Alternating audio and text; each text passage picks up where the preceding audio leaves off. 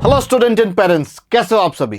सारे बढ़िया होंगे और ढूंढ रहे हैं भाई डॉक्यूमेंट्स रेडी कर लो फटाफट कि कैसे काउंसलिंग करनी है, कौन से डॉक्यूमेंट्स रिक्वायर्ड होंगे। सर हम खुद करना चाहते हैं, काउंसलिंग फीस नहीं देना चाहते हैं। तो देखो आप सभी के लिए ना ये वीडियो बड़ी इंपॉर्टेंट है, बहुत अच्छे से देखना। सारी इंफॉर्मेशन आपके साथ शेयर करने वाला हूँ। सबसे पहली चीज़ तो देखो, आपके लिए बड़ा ये इंपॉर्टेंट होता है कि आप जो काउंसलिंग कर रहे हैं वो स्टेट कोटे की कर रहे हैं या ऑल इंडिया कोटे की कर रहे हैं। ऑल इंडिया कोटे में भाई सारा जो डॉक्यूमेंट्स है वो सेंट्रल सर्टिफिकेट्स लगते हैं, ठीक है। जैसे कि लोगों को कैटेगरी में बहुत ज़्यादा कंफ्यूजन है, तो ये अंडरस्टूड है कि आपको भाई सेंट्रल का ही लगाना है, ठीक है। और ये डोमिसाइल फ्री काउंसलिंग होती है, इसमें किसी भी तरह का किसी से कोई भी डोमिसाइल नहीं मांगता है, वो कोई भी काउंसलिंग हो, है ना। और स्टेट कोटे में अगर आप गवर्नमेंट कॉलेज के लिए अप्रोच कर रहे हो तो आपका कैटेगरी जो कि स्टेट लेवल का होना चाहिए और दूसरा डोमिसाइल। और ये सारे डॉक्यूमेंट्स ना एकदम अपडेटेड होने चाहिए, लेटेस्ट होने चाहिए, बहुत पुराना वाला सर्टिफिकेट नहीं चलेगा। एक चीज़ और, फिर कुछ बच्चे पीडब्ल्यूडी, कुछ को लगता है कि हमारा रैंक पीडब्ल्यूडी नहीं आया है, इनकी रैंक कार्ड में ये वाली रैंक नहीं आई है, तो क्या हम स्टेट का सर्टिफिकेट लगा के कर सकते हैं? नहीं जनाब, आप नहीं कर सकते हैं। उसके लिए नीट ने पीडब्ल्यूडी के काउंसलिंग सेंटर्स अलॉट किए हैं, वहाँ से आपका काउंसलिंग में जो पीडब्ल्यूडी सर्टिफिकेट लगेगा वो आपको स्टेट में लगाना है, वही ऑल इंडिया में लगेगा, ठीक। अब आ जाओ तीसरी बात, एक बात और चौथी, सॉरी तीन तो बता ही दी। अब आ जाते हैं कि भैया जैसे फ्रीडम फाइटर हैं, एक्स सर्विसमैन हैं, एनसीसी का कोटा है, या कोई भी स्पेशल रिजर्वेशन है इस कहानी के बियॉन्ड, तो वो सारा का सारा स्टेट कोटे में पार्टिसिपेट करेगा, ऑल इंडिया कोटे में नहीं करेगा। अगर आपके पास किसी भी तरह की कोई भी स्पेशल कैटेगरी रिजर्वेशन है तो आपको कुछ नहीं करना है, स्टेट कोटे की काउंसलिंग में पार्टिसिपेट करना है। आप चाहें तो हमारी टीम से कनेक्ट करके ये क्लियर कर ले आपको मिल रहा है अलॉटमेंट कि नहीं मिल रहा है।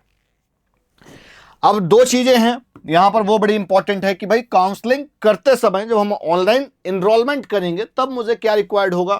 तो वहां पर आपको कुछ नहीं भाई, 10th 12th के एकेडमिक्स अपलोड होते हैं, मतलब डिटेल्स मांगता है, और 12th की मार्कशीट अपलोड होगी।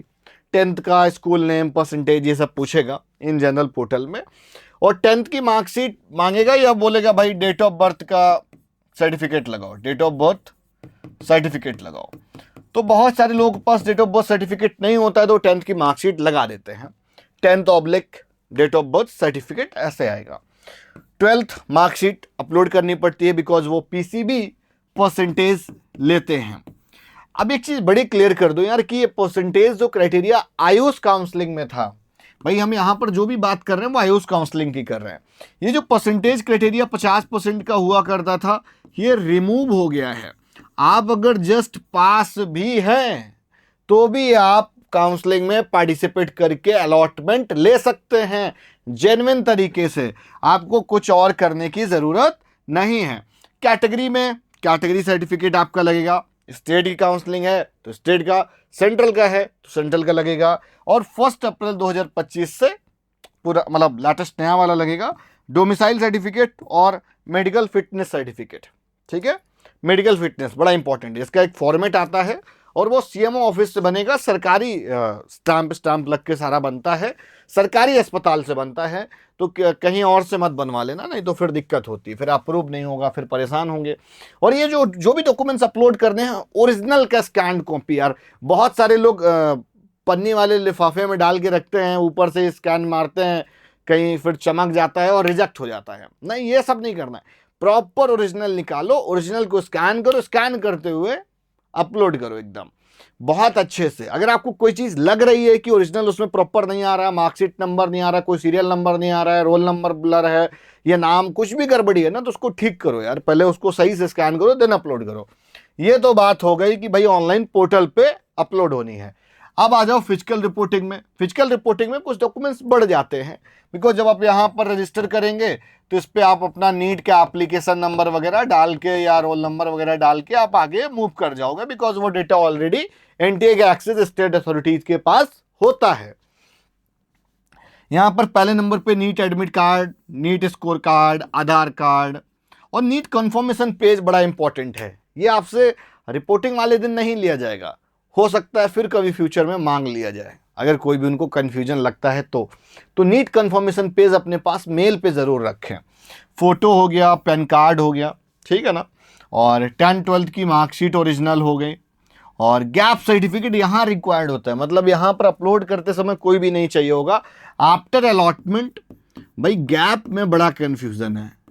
अलॉटमेंट लेने के बीच में और आपके 12वीं के बीच में क्या अंतर है, कितना गैप है, तो वो गैप सर्टिफिकेट आपका यहाँ पर लगेगा।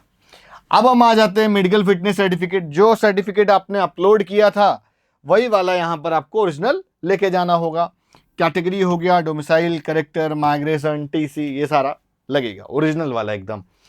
तो वीडियो आज की यहीं तक, और इसी तरीके से वीडियोस पाने के लिए वीडियो को लाइक करो, चैनल को सब्सक्राइब करो और शेयर करो। अगर कोई भी मिलना चाह रहा है आके, तो अभी मैं हूँ कानपुर ऑफिस में, तो मोस्ट वेलकम है, आइए।